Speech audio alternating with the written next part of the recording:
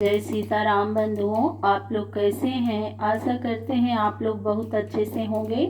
तो हम आप लोगों को आगे की कथा शुरू करते हैं जहां से एंड हुआ था। तो आप लोग अपना प्यार दुलार आशीर्वाद बनाए रखिएगा, प्रेम से सुनिएगा भगवान की कथा। तो बोलिए श्री श्यावर रामचंद्र की जय।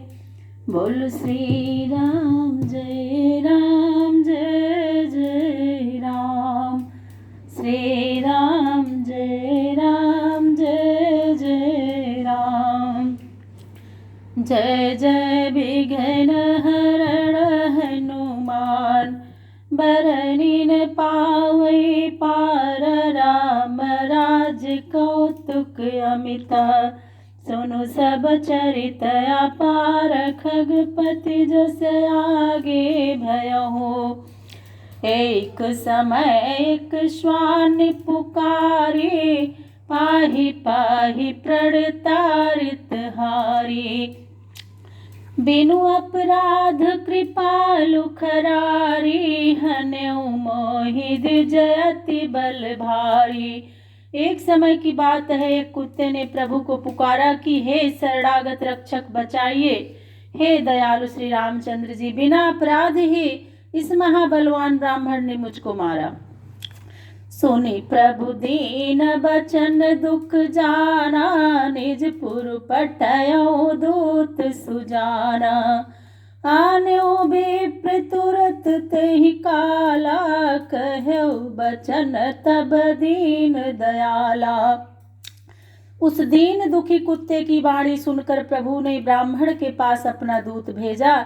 तब दूत उस ब्राह्मण को उसी समय वहां ले आया। तब प्रभु ने पूछा कि हन्यु श्वान सो के ही अपराधा, सुनु सर्वज्ञन कछु कृत बाधा। क्रोध विवश प्रभु विनय विचारी, नाथ प्रबल मया कह मारी। आपने कुत्ते को क्यों मारा, इसने क्या अपराध किया था। ब्राह्मण ने कहा, हे प्रभु, इसने हमारा कुछ नहीं बिगाड़ा था। मुझे प्रबल गुस्सा आया, जिससे मैंने बिना विचारे ही इसे मारा। कहूँ दंड मुनि सकल समाजा, विप्रयन दंड देव रघुराजा। उचित दंड जस देहु बताई, कहूँ श्वान तस मोहि सुहाई। श्री राम जी ने मुनियों से कहा कि ब्राह्मण को कौन दंड दिया जाए। इस पर उन लोगों ने कहा कि यद्यपि ब्राह्मण अदंड होता है, फिर भी हे प्रभु आप उचित दंड दीजिए। तब प्रभु ने कहा कि हे श्वान, इनके लिए जो दंड उचित है वह कहो। मठपतिया कह करहु प्रभु, मन भावन सुख येन। तुरत मांगयो पीत पटा, गज कुंडल सुख दैन। तब कुत्ते ने कहा कि ब्राह्मण को मठपति कर देना ठीक है, क्योंकि यह कार्य मेरे मन भावन और सुख का धाम भी है। इस पर प्रभु ने तुरंत पीला दुपट्टा, हाथी और कुंडल मंगाए। पूजी चरण गज विप्र चढ़ायो, दुंदुभि बाजत मठ सो आयो। कहीं परस पर सब नर नारी, देखो श्वान दंड अति भारी। ब्राह्मण का चरण पूज कर प्रभु ने उसको हाथी पर चढ़ाया और दुंदुभि बजते हुए मठ तक आए। स्त्री और पुरुष यही कहते हैं कि श्वान ने जो बड़ा भारी दंड दिया सो देखो। तासु आनंद देखी नर नारी, कहूँ दंड फल कृपा खरारी। पूछो श्वान कही सो बाता, पूरब सब प्रसंग सुखदाता। उस आनंद को देखकर स्त्री पुरुष कहने लगे कि हे कृपालु खरारी, कौन से दंड का फल दिया जा रहा है। तो प्रभु ने कहा, कुत्ते से पूछो। तो उसने पहले का सब सुखद प्रसंग कह सुनाया। काशी विप्र वंश मम भयउ, शिव सेवा सादर मन दयउ। हिम ऋतु होम कीन अति प्रीति, घृत नख रहे नाथ सुनि नीति। मैं पूर्व जन्म में ब्राह्मण था और काशी में रहकर तन मन वचन से शंकर जी की पूजा करता था। मैंने यज्ञों में बड़ी प्रीति के साथ हवन किया, वह घी मेरे नखों में लगा रहा। तब तो दन भोजन करता पाप गयो सौभाग, विविध जोनि भर मत फिरो मिटता न सो अनुराग। उसके पश्चात मैं गरम गरम भात खाने लगा, जिसकी वजह से घी पिघल कर भात में आया।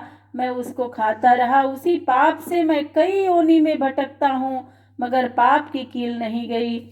राजसभा सिर नाई बहोरी, चला स्वान मन त्रास न थोरी।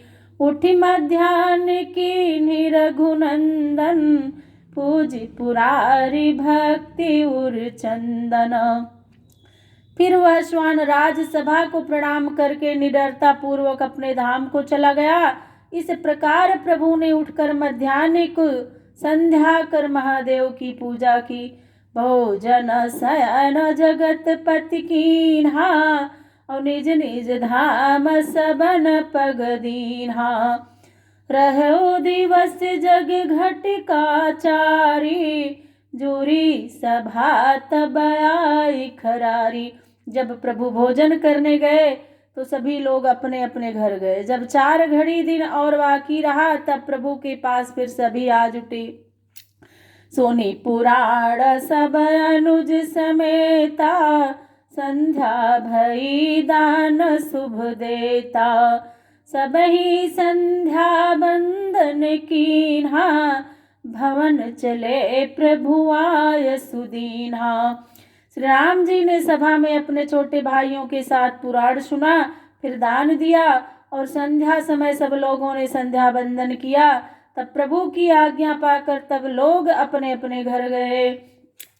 नित्य कोटि चरयावनि सिधावहि, दिवस अंत सब खबर सुनावहि। पृथक पृथक सुनिचर बरबानी, मौन एक चर रहा भवानी। नित्य करोड़ों दूत पृथ्वी पर जाते और संध्या समय वे प्रभु के पास आकर समाचार सुनाते। उनकी बातें प्रभु अलग अलग सुनते थे। हे पार्वती, एक दिन एक दूत ने प्रभु से कुछ भी खबर न सुनाई और मौन खड़ा रहा।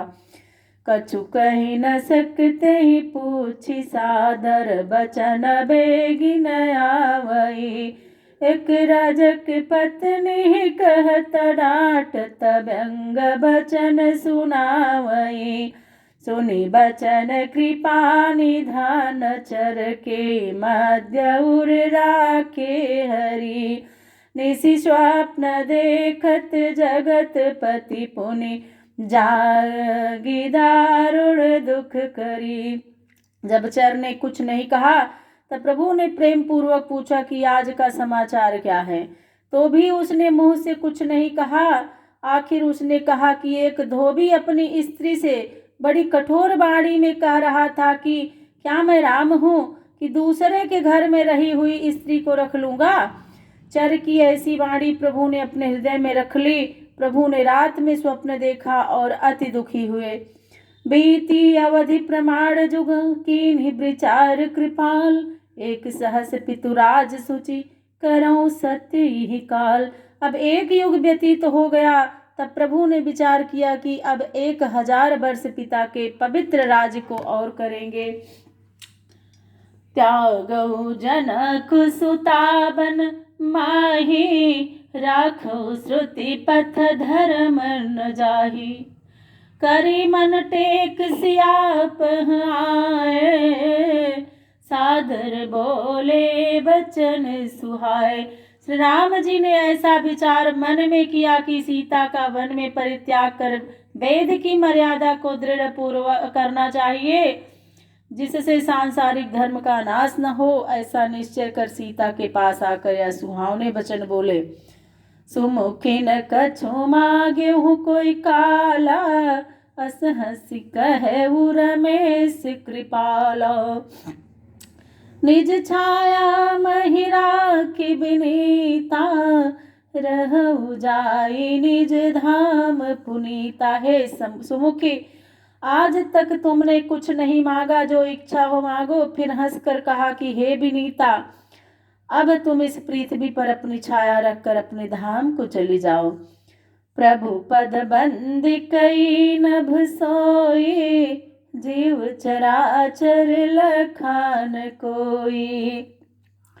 तासन प्रभु अस कहा बुझाई, मन भावत मागो सुखदाई।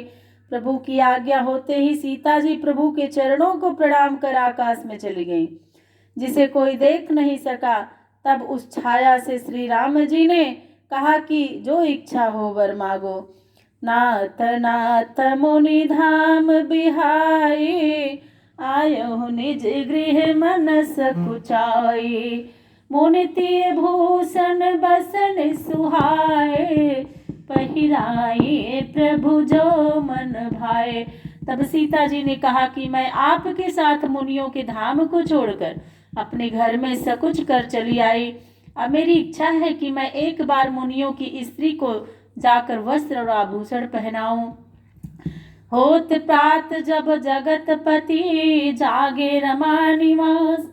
जाचक जस गावत मुदित, शोभा जगत प्रकाश। सवेरा होते ही जब लक्ष्मी निवास श्री राम जी जागे तो याचक लोग प्रभु के यश गाने लगे। उस शोभा से जगत शोभायमान हो गया। भरत शेष रिपुद मन समेता, आए जहाँ प्रभु कृपा निकेता। किन्हीं प्रणाम मात महिलाई, बोले नहीं कछु श्री रघुराई। जहाँ श्री राम जी थे वहां पर भरत, लक्ष्मण और शत्रुघ्न जी आए। उन लोगों ने आकर पृथ्वी पर लेटकर श्री राम जी को प्रणाम किया, परंतु प्रभु कुछ नहीं बोले। बदन बिलोकी सशंकित अंगा, श्रीहत देखी बपुस कर रंगा। थर थर कापहि तीनों भाई, जानि न जाई चरितर घुराई। प्रभु के मन को संकित और अंगों को कांतिहीन देखकर तीनों भाई थर थर कांपने लगे। तब भी प्रभु का चरित्र उन लोगों की समझ में नहीं आया। खैची श्वास तक कुसुमय जाने, बोले गूढ़ मनोहर बानी। बचन मोर ही धरे तुम भ्राता, लय बन जाहु जाने की माता।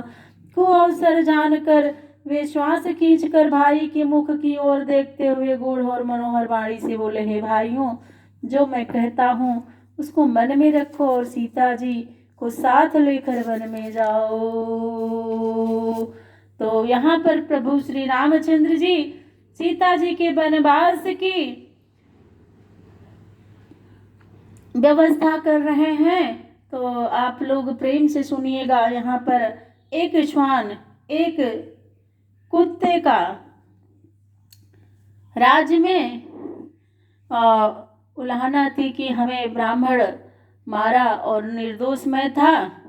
भगवान ने उसका निवारण किया और गांव में प्रजा के एक धोबी के कहने के कारण ताने जिसको कहते हैं लोग मारे, और जिसके कारण प्रभु श्री रामचंद्र जी को सीता जी का त्याग करना पड़ा।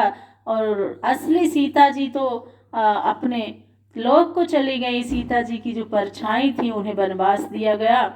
तो हम आगे आप लोगों को कल छाया रूपी सीता जी को वनवास वाला कथा सुनाऊंगी। तो सीता जी जो असली थी वो तो अपने लोक को धाम को चली गई।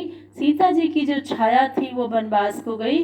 तो हम आप लोगों को कल सुनाएंगे आगे की कथा। तो यहाँ तक आप लोग प्यार से सुनिएगा। तो बोलिए श्री श्यावर रामचंद्र की जय।